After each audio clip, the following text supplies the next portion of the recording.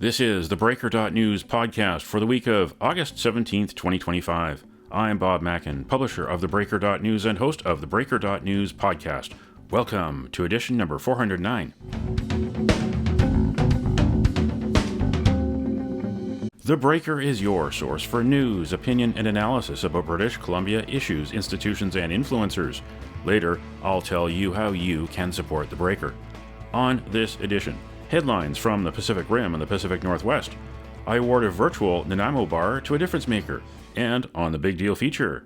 8 years ago this week, on August 19th, 2017, 4,000 people surrounded Vancouver City Hall to oppose a handful of anti-immigration protesters. Since then, the Canadian mainstream consensus about immigration has changed. A new poll by Research Co says Generation X and baby boomers want fewer newcomers because of the state of healthcare, education, and housing. Research Co's Mario Canseco is my guest. Also, a Vancouver summer tradition returns. The 115th PNE Fair runs through Labor Day. One of the featured exhibits, Sands of Wonder. Creative director David Billings of Sandemons Sand Sculpture Company joins me to talk about the temporary masterpieces.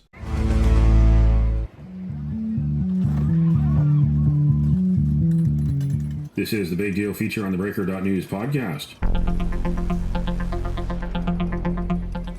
Mario Canseco has published his latest research from Research Co on immigration trends, Canadians' attitudes towards immigration in 2025, and they have changed. They have changed drastically in recent years. In a country of immigrants, Canadians want less immigration. Mario, what are the takeaways from the new poll? Well, it certainly confirms what we saw back in 2024, which is a significant drop in the way Canadians feel about immigration. We had practically 60% of Canadians just a few years ago who felt that immigration was having a positive effect in the country.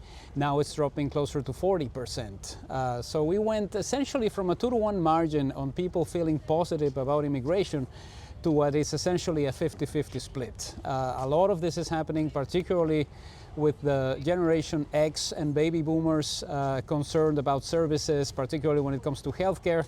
And it's the younger generation that is affected, particularly when it comes to housing, that continues to have more positive views on immigration to the country. Is it really driven by the scarcity of doctors, the scarcity of seats in schools, transit seats? You know, basically people need to get around, people need to get educated, and people need to get their medical needs looked after, and it's harder to get that nowadays. Well, there's a certain element of an urban-rural divide, especially when you look at the numbers in specific provinces. In Atlantic Canada, for instance, a very low proportion of residents, 30%, believe that immigration has been positive. We still see a little bit of higher numbers when we move out west. But a lot of what tells the story is ages, and this is definitely more likely to be connected with healthcare with the over 55s. We know that it's an issue that they care about more than their younger peers. Our expectation was that housing would become an issue that would make the 18 to 34-year-olds doubt the policies that we have in place right now to deal with immigration, but it's not something that is happening at this particular stage. The other issue that is quite eye-catching is the way in which Canadians are feeling about policies as a whole.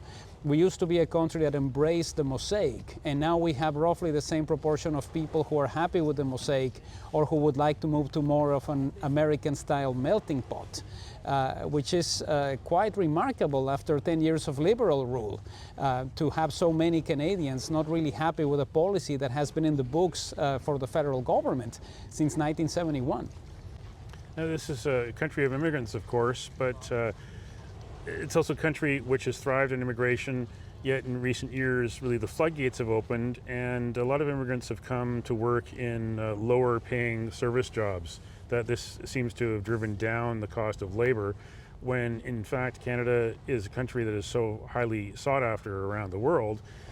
This could have been an opportunity for Canada and Canadians to recruit more doctors, for instance, more highly educated people to fill the spots that we need in order to reduce the wait times at hospitals, for instance. It could have been an opportunity to go and recruit more teachers, more academics, to again expand the education system, to have more seats. This scarcity is brought by Canada really not going out and filling those jobs that are needed to lift the country up. Yet we're seeing more lower cost service jobs, which is making it harder for people to enter the economy, especially high school students or first or second year university students needing work. So is that also part of what's driving this? Well, I think we see a higher level of concern about this from the older generations because of the way in which they're experiencing some of the services that they require. Part of the complexity, especially when it comes to recognizing credentials from foreigners, is that it's a process that is too long. And you know, if you're somebody who's waiting to see a specialist, for instance, this isn't going to solve your problem with the immediacy that you would hope for. There's also a significant level of animosity towards the concept of the schools that are offering degrees to anybody who essentially has the opportunity to come into the country. There's a certain level of criticism towards the policies that we have right now. And we see it also in the fact that we have roughly about 2 in 5 Canadians who are calling for a decrease in legal immigration levels. It's a little bit lower than it was last year when it hit 46%, but it's still the preferred choice by a plurality of Canadians. It's not as if we have a significant proportion who want to increase these levels or who believe that what is being done right now is the correct course of action. Yeah, looking back about 8 years ago, the rallying cry was refugees welcome. You know, keep the doors open, welcome the world to come to Canada and enjoy the status of life we have here.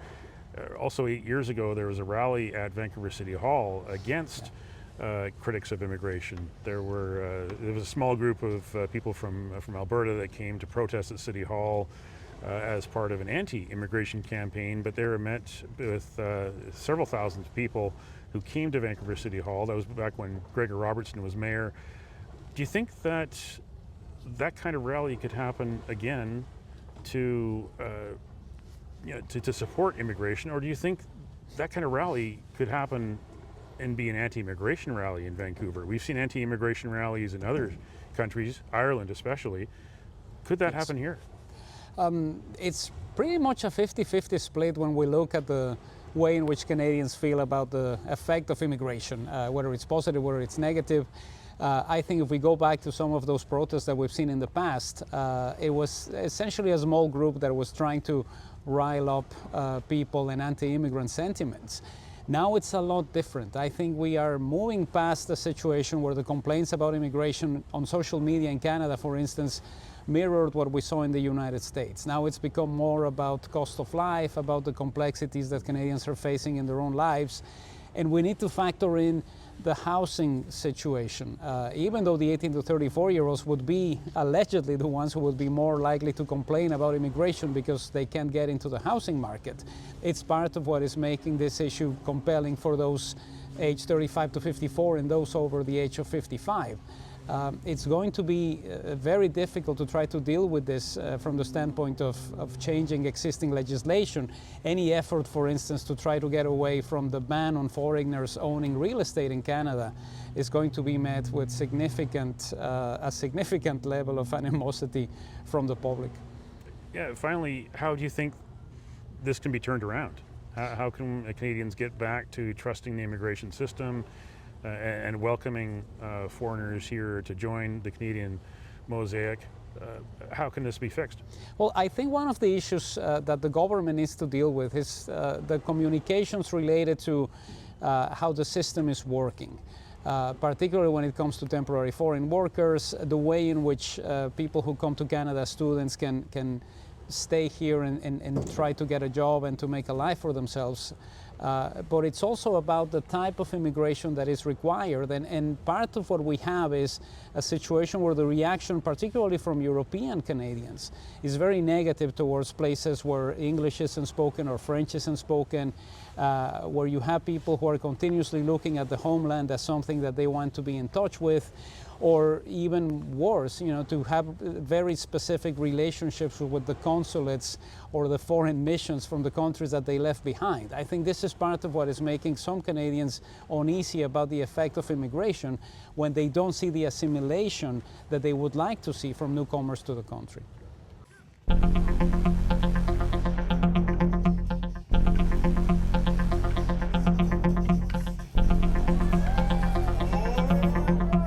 Before the gates opened at the 115th PNE Fair, theBreaker.news visited Hastings Park for a sneak preview.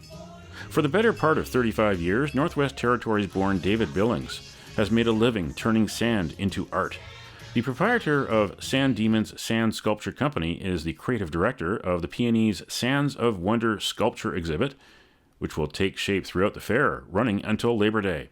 I've been sculpting for close to 30 years, since 1989 when we created the company. So we've been doing projects for the PNE back a decade ago. We did a number of years of contracts and created some amazing sculptures with of course, our sculptors that we're bringing in internationally from around the world. So you got started in the 1990s. Yes. How did it go from being a hobby to a profession and also to a craft, an art and a craft? Well, most of us started on the beach. We were creating sculptures for small competitions, and then the competitions grew and we became, people recognized the value of sand sculpture and how it attracts people to events or to shopping centers and so on.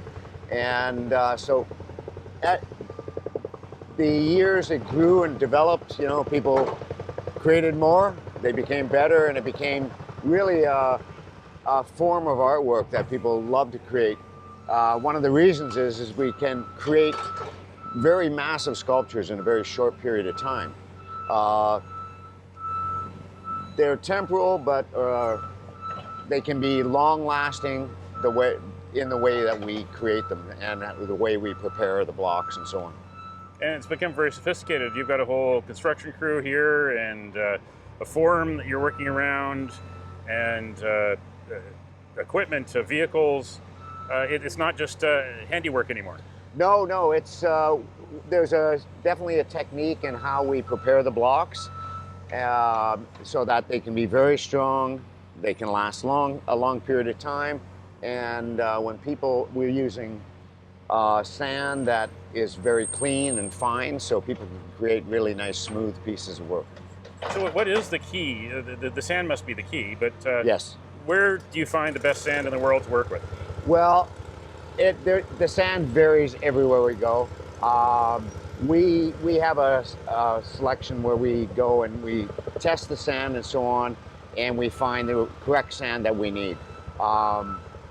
Sand is the most important key, of course. It needs to be sharp sand, not like beach sand that's rolling up, because those grains become like marbles, so you can't stack them. But sharp sand, you can compact and it stays together, sticks together. So when we're building a sculpture or building a formwork and preparing the blocks, we use a lot of sand, a lot of water, and it's mixed well, and then we compact it. In the past, we used to compact it by hand, of course, and shovel it. Now we prefer to use machinery because we get a better pack and stronger blocks. You're not using salt water here, you're using fresh water? Fresh water, yeah. Mm-hmm. Yeah. Well, salt water works. I mean, we use it, of course, when we're in locations where we need to. I do a lot of international projects where they're doing very large projects like this, some much larger than this. And of course, they're pumping the seawater in to use instead of fresh water. So what will people see here as the PNE progresses, and when will the finished products be? Well, we're really excited to have people come down and see them creating the works. We have 4 solos that are going to be here, or 4 solos creating pieces along the road, Miller Drive, and they have free reign of what they're going to create. So they've all came up with some beautiful designs. People need to come down. They're all going to be different from South Korea, Taiwan, Canada, of course, and the Ukraine. So they all have their own ideas. So you got to come down and see them. We're not going to release those yet. The main block is going to be a Canadiana-themed sculpture. All of us will have some part in creating it. And there's going to be a lot of iconic Canadian items in it or pieces for people to see and enjoy. So, and it's really gonna pop out. So we're a few days away from final preparations, and then we have the opening, of course, on the 16th. Everybody will be here making sculptures, and then we're finishing up the 24th, 25th. So that's when the finished product is. But I encourage people to come down and see it being created, because that's the fun of it. So what's the feeling when it's all over and when it has to come down? Because this is unfortunately transitory art. Yeah. It only lasts for a short period of time, unless of course there are some that are preserved. Well, we a lot of the projects that I work on, the international projects, they're very long term. We create the project, we'll build the sculptures, carve them and everything in the spring, and they keep them throughout the whole summer. So there's a lot of maintenance and things that go on. The PNE, of course, is a short, or the fair is a short period of time. So yeah, they come in after, unfortunately, and take all the sculptures down. We're a bit used to that. When it happens on the beach and you make something, sometimes, you know, it's difficult to handle when the things are coming down after you've spent all that time working on them. So. Now you're also in the business of giant pumpkin carving and, Yes. and snow and ice. Yes, well, most of us work in a lot of different mediums. Chocolate is one. Certainly pumpkins, snow, ice. So they're all very different mediums, but they're all temporary, right? So I think the enjoyment is being able to create something that after you're finished with it, it'll actually go back to nature. So that's a wonderful thing also, because we're using our resources of the planet to make something beautiful for people to see, and it goes back to the earth. Does this day and age, when costs are rising, when cost of sand is probably harder to get just because of construction competition, but Yes. every year we get different weather that does things to our supply of snow and ice, as well as to pumpkins. Yeah. How does that affect what you do? Oh, I mean, it's affected us a great deal in regards to working with clients. I mean, the expense of all the materials, all the lumber, as you see here, even the sand costs have gone up, as you mentioned, all equipment costs. So it affects us because, you know, the clients want to have beautiful works and they want to have large-scale projects and so on, but budgets are more tight because of that. So everything gets a little bit downscaled. Everybody gets a little bit tighter on what they can do. So it's just something we have to manage with as time goes on. And finally, any advice for anyone out there who lives near a beach and loves to just try their own hobby on the sand, or someone even, because Halloween's coming up, wants to do Yes. something special with their pumpkin, or even in the winter, Yeah. snow and ice? Any advice to people who are looking at trying to take it up as a hobby? Well, my advice for people with sand, what we normally do, and this is a bit of a trick, most people don't know it. They take buckets down and they fill them with sand, flip them over, and then try and pull the bucket off, and usually the block sort of breaks up. What we do is we actually do the reverse. We take the bucket, turn it upside down, cut the top off, put the sand in and compact it. Then it's like a little sleeve and you just slide it off and you have a nice clean block. That's a good way to start when you're practicing getting familiar with it. The best thing about it is just go down and have fun with the sand, you know. Create what you can, use some materials from the beach, shells and so on, to make designs. And it makes it fun, and as you go on, you do more, you get more creative, and you can build bigger ones. We now use, of course, boxes. So we create boxes, fill them with sand, compact them, and then take the form off, and then we have a block of sand. So that's one of the best techniques.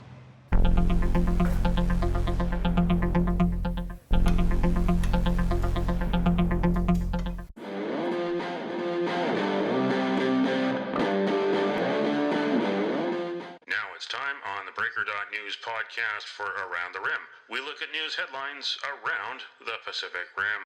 In Taiwan news, Texas gains ground with Taiwanese investors. KPMG cites legal reforms, tax advantages over Delaware in U.S. market shift. Traditionally, Delaware has been the top choice for Taiwanese firms because of its specialized court of chancery and extensive case law, which provide legal predictability. Texas's lack of corporate income tax has attracted more Taiwanese firms, despite Delaware's historic dominance. Texas is emerging as a preferred destination for companies because it offers a business-friendly tax system and strengthened corporate legal framework, said KPMG Taiwan. In ABC News Australia, local governments battle coastal erosion as structures crumble. Demolition of a popular lookout in Lancelin has begun due to the risk of it crumbling into the ocean. Local governments in Western Australia's Midwest are fighting coastal erosion as it eats away at public infrastructure. Coastal engineering lecturer Arnold Van Ruyen says governments need to tailor erosion management programs for individual towns.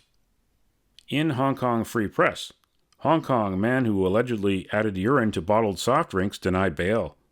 Wearing a dark gray t-shirt emblazoned with the slogan "Enjoy Coca-Cola," defendant Lo Kim Gai appeared at Kowloon City Magistrate Courts on August 12th to face the charge of administering poison or other destructive or noxious thing with intent to injure. The maximum penalty for the offense is 3 years in prison. That's Around the Rim on this edition of the Breaker.news podcast.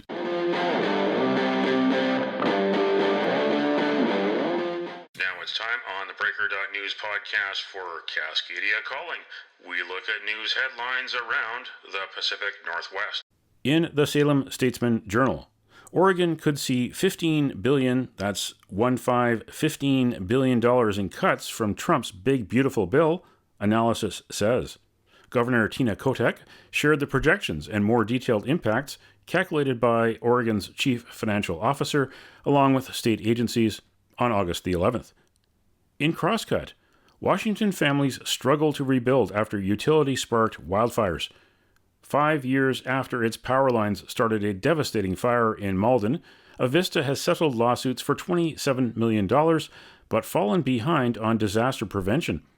At least 128 individuals and 51 insurance companies joined lawsuits against Avista over the damage, arguing the company failed to clock the danger posed by the diseased tree and should have de-energized its lines in response to a red flag warning predicting high winds amid summer drought. And check out theBreaker.news and bobmackin.substack.com for the stories behind these headlines. FIFA seeks free labor while executives enjoy big salaries. And on the 80th anniversary of the Hiroshima bombing, sounds of Vancouver's memorial unveiling from 1987. Read the stories behind the headlines. Go to theBreaker.news and bobmackin.substack.com. That's Cascadia Calling on this edition of the Breaker.news podcast. Don't matter what color you are, 'cause love will conquer hate, so you won't stand alone, you won't stand alone. The virtual Nanaimo Bar, brought to you by Spruce Hill Contracting. Every week we end the Breaker.news podcast on a tasty note by awarding the goodness of a virtual Nanaimo Bar to people making a difference. A virtual version of the province's favorite dessert bar goes this week to British Columbians who have left behind countries ruined by fascism and communism. August 23rd is Black Ribbon Day, the annual Canadian Day of Remembrance for the victims of Nazi and Soviet communist crimes. And you can nominate someone for a virtual Nanaimo bar? Send me an email to bob@theBreaker.news.